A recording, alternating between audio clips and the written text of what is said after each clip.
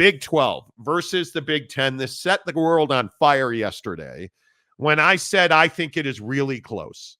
I think it is a toss-up between which is going to be the better football conference this year. I think that what we saw week 1 out of the Big 12, I think gives you a lot of hope that the Big 12 is going to have a resurgent season, that the Big 12, whether that be, again, BYU and Utah dominating on the field this weekend, whether that be, the upstarts in this league going on the road like TCU with a point to prove, with Baylor with a point to prove, going on the road and winning games. Texas Tech, yes, hanging on, but they still won the game. Hello, Lubbock, all of the Texas Tech fans who say Joey McGuire is going to be the coach at Texas Tech as long as he would like. No. Good luck.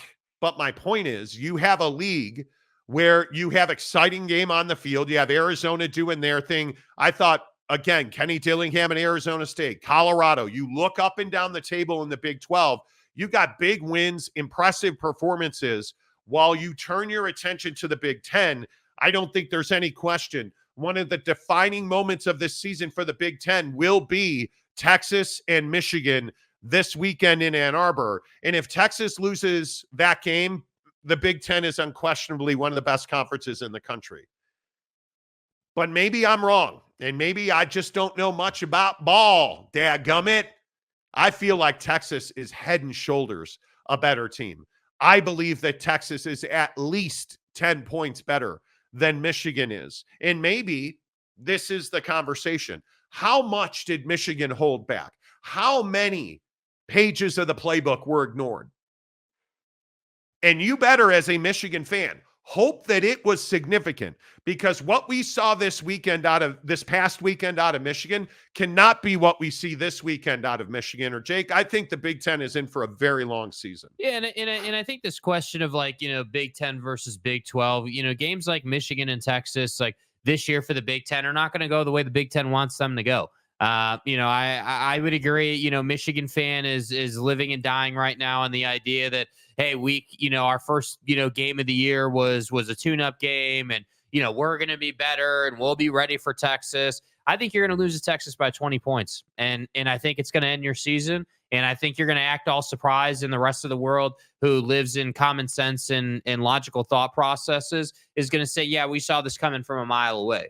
And so when you start to look at the Big 10 versus the Big 12 this year, because Michigan's not as good, yeah, I think it's not a hot take to say that the Big 12 is a more complete football conference. I'd rather have Kansas than Indiana. I'd rather have, several of the middle of the pack Big 12 teams than what the Big 10 offers in the middle of its conference. And sure, Is the Big 12 going to compete for national championships? Probably not. I mean, Utah could stretch to that if everything breaks perfectly for them, but probably not, just being honest with it.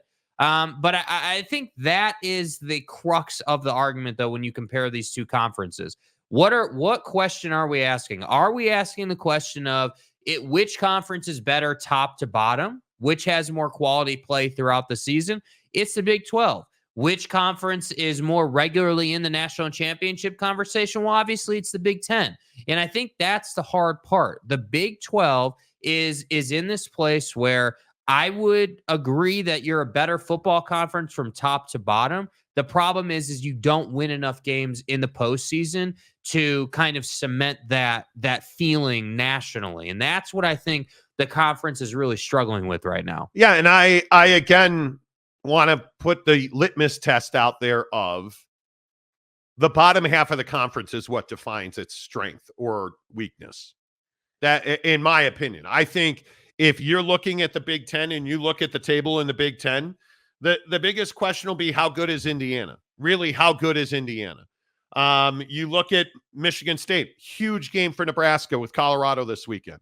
That game's in Lincoln. Is Nebraska better? Certainly. I mean, just even at the quarterback position, you're a much better, more capable offense with Raiola at the quarterback. But does that mean that Nebraska can get into a shootout with Colorado? It absolutely does not mean that. Not when you have Blazers on the outside in Boulder for Colorado that are absolutely ready to run a track meet. And I don't care if that game's in Lincoln, Boulder, or Poughkeepsie. Colorado's going to come out and be fast. But I also think that Nebraska has speed in that secondary that can at least be competitive with Travis Hunter and Horn. I think that's a huge game. The Texas-Michigan game's a huge game this weekend. But I look at Minnesota, Wisconsin. Wisconsin did not exactly impress over the weekend. No. Right? And as much as I am thrilled for our friends in the PNW with the way that Washington played, I have a lot of concerns about Oregon.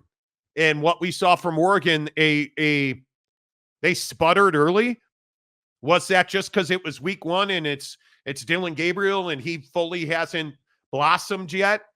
And I shouldn't just be that worried about the fact that Oregon only scored 24 points. Well, I think with Oregon, the difference between Oregon and Michigan, as an example, is I have more belief that Oregon is able to stop teams like Ohio State. I have more belief that Dan Lanning is going through some changes at quarterback. And yes, you came out slow and you're going to come out and bounce back this week. But if you don't bounce back this week, now we're going to have a different conversation. But I still think Oregon gets a little bit of a free pass after that first game. Let's see what they do this week. But it's Boise this week. Yeah. So exactly. So it's a better team. So we should theoretically, get a pretty good test. They should win the game, but it should be a good test. But the Big Ten, I'm just telling you, the Big Ten, the problem for them is exactly what you're saying, is that if you go like for like on a piece of paper and compare these two conferences, the Big 12 is a superior conference through and through. The problem is, and again, this is probably where we're going to piss off Oklahoma State fan or anybody else who's competed for this conference in the last couple seasons. You guys are not good enough nationally.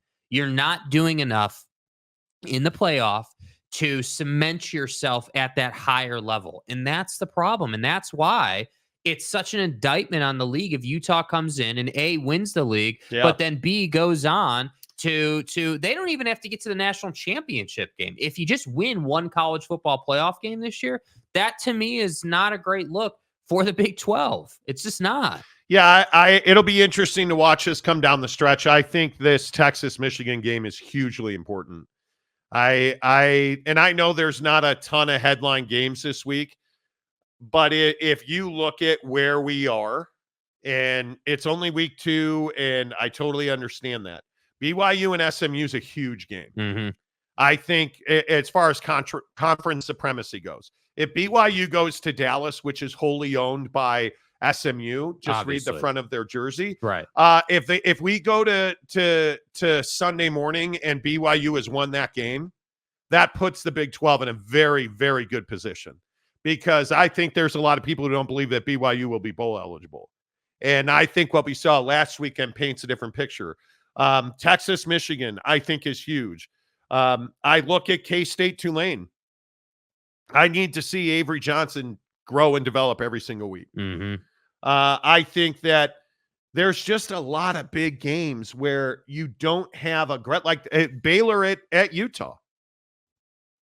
I mean, am I the only one that is surprised by only a 14-point line for Utah? Yeah.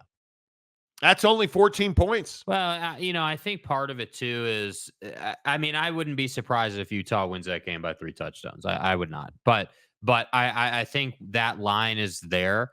Number one, because the boys in Vegas need to make money, so they need a little bit of controversy around the number. But I think, Baylor was solid in their first game. And, obviously, just the same way that we're going to give Oregon a free pass, if you will, with the Idaho State performance. A lot of people, I'm not, and I know you're not, but a lot of people are saying, oh, well, Utah didn't play anybody. Okay, well, cool. So that's also going into that number. But I'm telling you, if you're the guy saying that, oh, well, with Southern Utah, nobody cares, and that's crazy. You're out of your mind.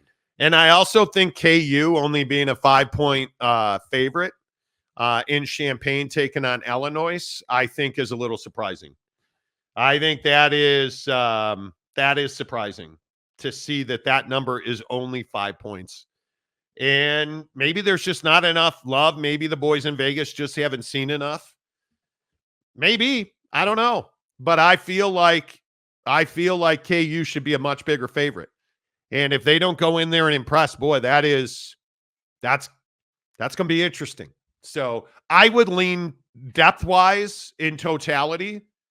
I'd lean to the Big 12.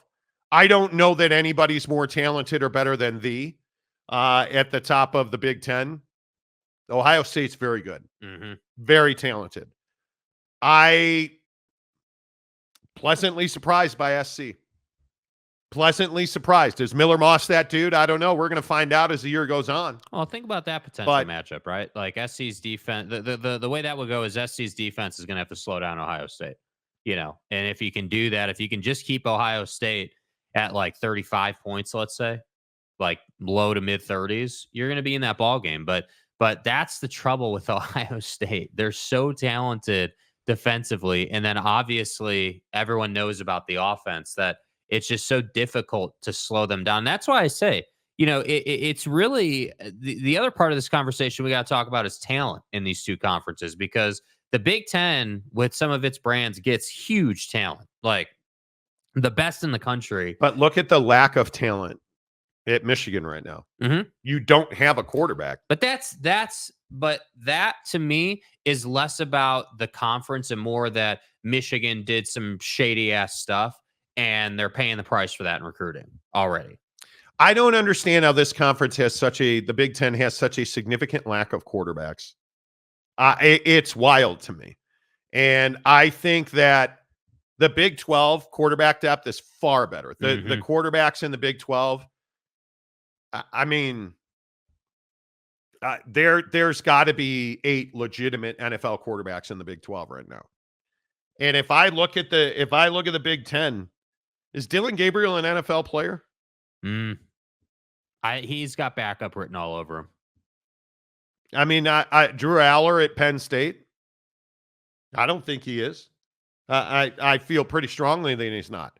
But if I look at Jalen Daniels, I don't know. Can the kid stay healthy? Mm-hmm. Like, I'm going to the middle of the table. Baron Morton at Texas Tech. That's an NFL quarterback.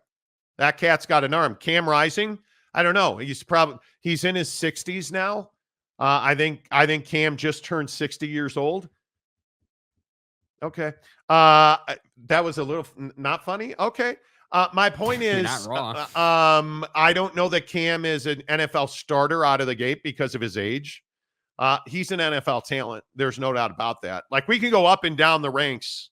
You look at Shador, you look at, there are several guys, but it's not even.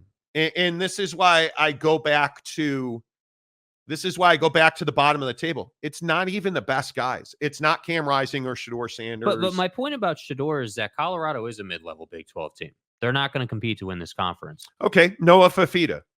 Yeah, that guy's got NFL quarterback. Yeah. Jake Retzloff, NFL quarterback. Mm-hmm. Shador Sanders, certainly. Jalen Daniels, Avery Johnson.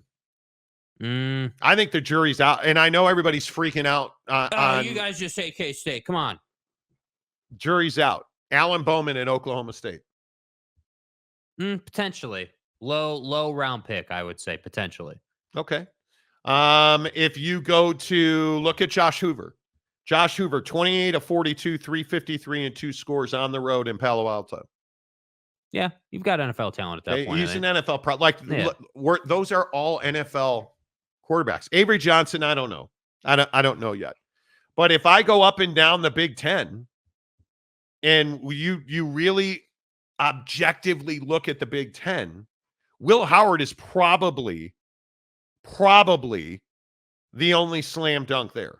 I think for Oregon, and I know he's not starting, but Dante Moore, if he were to get time this year, I think could step into,